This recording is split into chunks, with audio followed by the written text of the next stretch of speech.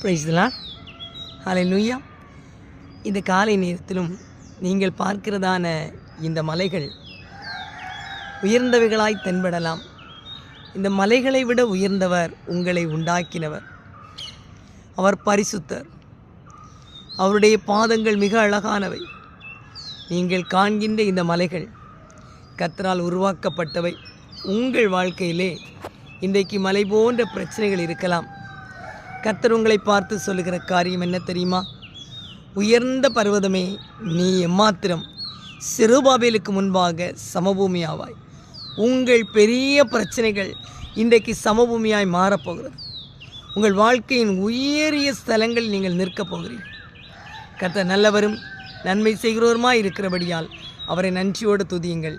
இன்றைக்கு உங்கள் மலை போன்ற அத்தனை பிரச்சனைகளும் முடிவுக்கு உண்டாகப் போகிறது. மலை போன்ற காரியங்களை பனி போல கரைய பண்ணுகிறவர் என் தேவனாகிய கர்த்தர். மலைகள் எல்லாம் வழிகளாக்குவார், பாதை எல்லாம் செவ்வையாக்குவார். மலைகள் எல்லாம் வழிகளாக்குவார், பாதை எல்லாம் செவ்வையாக்குவார்.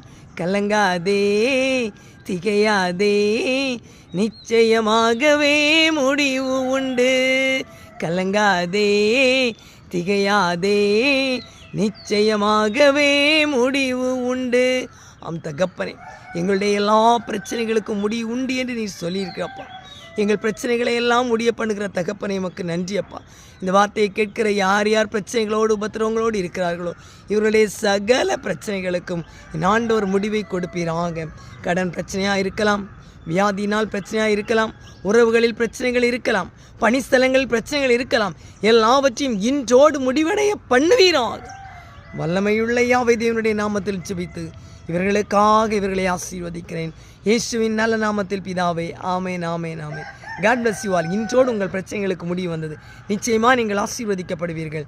கர்த்தருடைய வார்த்தைகளை கேளுங்கள், தியானியுங்கள், ஆசீர்வதிக்கப்படுங்கள். ஆமென்.